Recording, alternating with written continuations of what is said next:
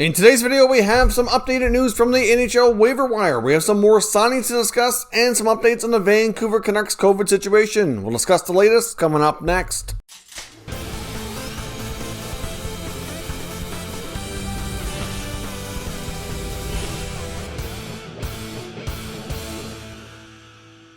Before we jump into today's video, I just want to quickly acknowledge our sponsor, Manscaped. Manscaped's provided some great products to us here at Top Shelf Hockey and has provided an exclusive offer for all Top Shelf Hockey viewers, which is 20% off and free shipping at manscaped.com on all orders. That's 20% off and free shipping at manscaped.com. Today, we have some more news from the NHL Waiver Wire, some signings and other things to discuss as well. First up, let's update everybody on the situation going on with the Vancouver Canucks and their COVID situation. To the best of my knowledge, we haven't had any additional players added to the COVID list since yesterday. Obviously, it's a trying time there in Vancouver, but many feel they're still likely a good couple of weeks away from being able to resume their season if they're going to be able to. Obviously, we had different reports about different symptoms and players having a rough go and all that, and it's hard to say exactly where the accuracy is, but the fact of the matter is that they're having a tough time, but there are some reports indicating that things are starting to settle down a little bit, and some players that were having symptoms are kind of starting to come around, but there's still some that are having a rough go. Like, for example, Brandon Sutter, we have confirmation on him from his dad, Brent Sutter, who indicated through reports here that he FaceTimed with his son and, said he was down and out and really having a hard go. So there's still lots of Canucks players that are struggling with this. Obviously, some have passed it on to their families. It's a really tough situation. And as I mentioned before, it's really difficult to imagine exactly how the return is going to work. I mean, listening to different NHL insiders today and their take on this situation, many feel it's going to be likely a good solid 2 weeks before they can resume playing. Even when they do, is it possible some players decide they don't want to come back? That's a real possibility. Will there be more opportunity for AHL players? It's really hard to say, and it's really hard to imagine the Canucks playing a 56-game schedule, and you have to think that there is a small chance at least that the Canucks season could be over. However, as of right now, the NHL people are saying that that's not the plan.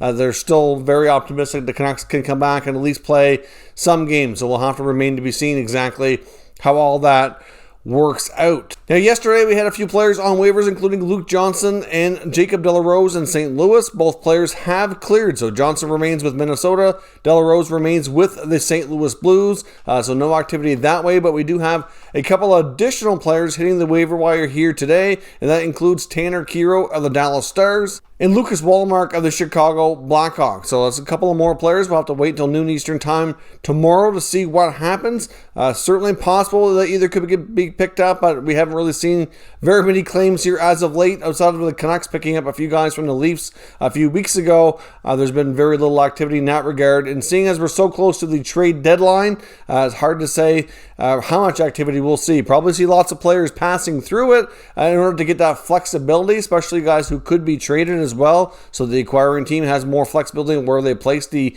newly acquired player. But as of right now, that is the news from the waiver wire. Now, as I mentioned, we also have a variety of signings to look at here today. We had one player that's already in the NHL getting extended, and that's Mason Marchment with the Florida Panthers. He's actually found more opportunity this year. He's played in 22 games, put up 7 points. Certainly, not necessarily playing every single game, but still, Marchment's had more of a role with Florida than he has on a consistent basis so far in his career. He's already, into his mid-20s here, so he's trying to secure himself as long of a playing career as he can at the highest level. He gets one more year at $800,000, and we'll see how long he can stick around, but he's kind of found himself a bit of a spot there in Florida, so good on him to keep things going and keep things extending here. Now, we also had some prospects signing contracts here as well. The Ottawa Senators have announced the signing of another prospect, signing 2019 right-shot defense prospect Max Gannett, who was playing for the Val d'Or team in the Quebec Major Junior Hockey League.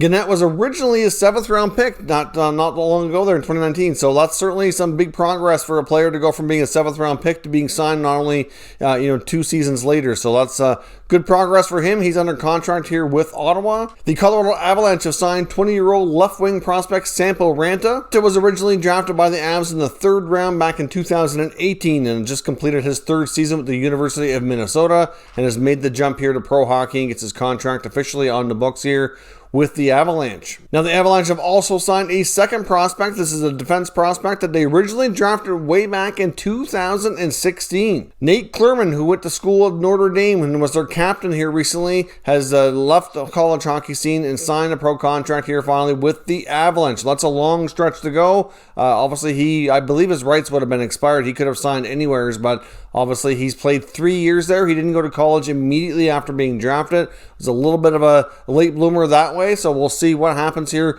once he gets the option to play some pro hockey. He'll certainly start off with the Colorado Eagles organization and see where things go from there. But the defenseman is finally under contract 5 years later after being drafted. The Nashville Predators have also signed a college prospect, and that's 2017 pick Grant Mismash. Mismash was originally a second-round pick in 2017 and just completed his 4th year at UND with North Dakota. So obviously that's another player from North Dakota exiting to the pro hockey ranks. So there's lots of players there under contract. Of course, we have more activity here coming up. We're only a week away now from the NHL trade deadline, so stay tuned. A little bit later this evening, you'll see my latest update here on the latest trade rumors surrounding all the possible deals we might be seeing as we approach next Monday's deadline on April the 12th. So let me know your thoughts on the waivers and signing news here today, and we'll discuss further down in the comment section. If you're new to the channel, consider subscribing and turning on your notifications so you don't miss any future content, and give this video a thumbs up if you enjoyed it. I'd appreciate it if you did.